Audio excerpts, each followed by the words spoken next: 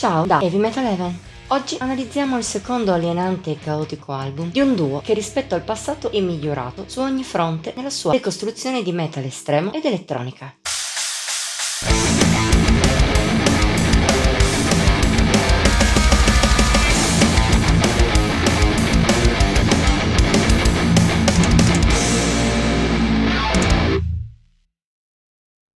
Seppur noi di Heavy Metal Heaven siamo soliti sperare, per indole, che ogni band con un gran potenziale non sfruttato riesca a migliorarsi, non sempre succede. Nel mondo frenetico di oggi, che lascia poco tempo per comporre musica, è comprensibile che accada. Per questo siamo ancora più felici quando una band riesce lo stesso a far fruttare i propri margini di miglioramento, come hanno fatto gli Abode. Ci eravamo già occupati di questo duo nato nel 2023 in Francia, già a inizio dello scorso anno, con l'esordio Neo Age, uscito alla fine dell'anno precedente. Avevamo apprezzato il suo originalissimo suono astratto, caotico, a tratti geniale, ma altrove lo avevamo trovato confuso e privo di direzione. Problemi che per fortuna il gruppo ha sconfitto, come si può sentire bene in Hyper Death. Il secondo album degli Abode, pubblicato lo scorso 20 febbraio sempre da Gods of War Productions, mette in mostra un'ottima evoluzione nell'anno e mezzo trascorso del precedente. A livello stilistico, in realtà, da Neo Age non è cambiato troppo.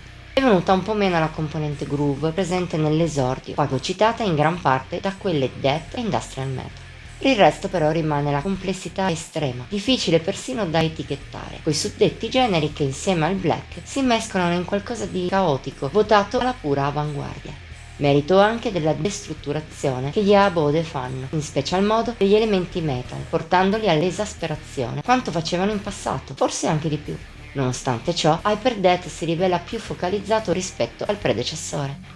Il merito è in primis di una registrazione più pulita e incisiva che in passato, valorizza sia i riff di Abstracter, sia le tante melodie dissonanti presenti lungo il disco, sia le componenti più sintetiche. Se non impedisce ai francesi di evocare atmosfere sempre penetranti e malsane, che rimangono uno dei loro punti di forza migliori, rende il loro stile più diretto e meno espanso. Tuttavia anche gli Abode ci hanno messo del loro, riuscendo a impostare l'astrazione della loro musica in maniera più consapevole, ma senza perdere la spontaneità del caos, che era uno dei pregi assoluti di Neo Age. Inoltre, per quanto improbabile, la varietà di Hyper Death è persino aumentata rispetto al debutto. La gamma di influenze del duo si è ampliata, andando anche a pescare da generi come il post e il progressive metal, e anche le sfumature musicali sono aumentate. Una su tutte è la voce di Abyssal. Spesso utilizza ancora growl e scream feroci, ma i momenti in cui sfodera un istrionico pulito sono aumentati. Anche sul lato elettronico gli Abode hanno accresciuto la propria varietà di suoni, sempre adatti alla situazione. Anche in questa componente, come nelle altre, si sente che c'è stato un grande studio. Il risultato di tutto ciò è un disco che si perde molto meno rispetto al predecessore, come si sente già nella opener di Sabode as People Into It. È più atmosferica della media di Hyper Death. Anche i momenti più death rimangono statici e a dominare su tutto è un'oscurità a tratti espansa, a tratti più opprimente. Al contrario, Azalure Aesthetics è di norma piuttosto frenetica e angosciosa, spesso in senso molto freddo, come da norma degli Abode. Ogni tanto però sa tirar fuori anche un filo di emotività che stupisce in positivo, come fa anche la seconda parte. Vira su territori industrial divisi tra un'elettronica spaziale e un'atmosfera strisciante. E ancora Channel No. 5 brilla per la sua inusuale natura melodica, sia a livello di elettronica sia per le chitarre, a tratti orientaleggianti, senza però che manchi la cupezza tipica incarnata dalla componente industrial. Tuttavia i francesi danno il meglio di sé con le canzoni più lunghe, come God Has Entered My Body Like a Body in My Same Size. Come il titolo, anche la durata è abbondante, oltre 9 minuti in cui i francesi infilano di tutto. Scatti da black death metal truce, aggressivo in maniera classica, si alternano con altri confusionari, stridenti in senso positivo, altri molto dilatati e altri ancora più complicati con influssi a volte metalcore e altrove addirittura prog. È un labirinto di oscurità la cui unica luce è il passaggio centrale, svolta addirittura su lidi dance, però cupi e stranianti. Si sposano bene con la pesantezza atmosferica del resto. Anche i 7 minuti della conclusiva Uncanny View, Valle Verde, colpiscono alla grande, e anche al loro interno gli Abode mostrano tutto il proprio estro.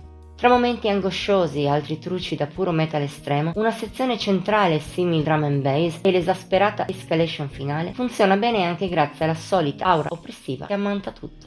Considerando che anche i brani non citati sono come minimo ottimi, c'è rimasto poco da dire. Hyperdeath è un disco pieno di grandi spunti, caotico in maniera focalizzata, calcolata e ispirata. Non solo surclassa il predecessore sotto ogni punto di vista, ma riesce addirittura a rasentare il capolavoro. Poi certo, non è un ascolto consigliabile a chiunque. Anche chi apprezza ogni tipo di musica estrema potrebbe trovarlo indigesto. Se però ami le forme più sperimentali e portate ai limiti il metal e musica elettronica, allora ti possiamo solo consigliare gli Abode. Ascoltali quel centinaio di volte necessario per entrare nel loro mondo alieno e ti ritroverai con un incubo che saprai amare, ne siamo quasi certi. Voto di Heavy Metal Even 88 su 100. La recensione termina qui. Ti abbiamo attirato verso questa gemma di puro caos? Scrivicelo nei commenti oltre a mettere like e a condividere il video.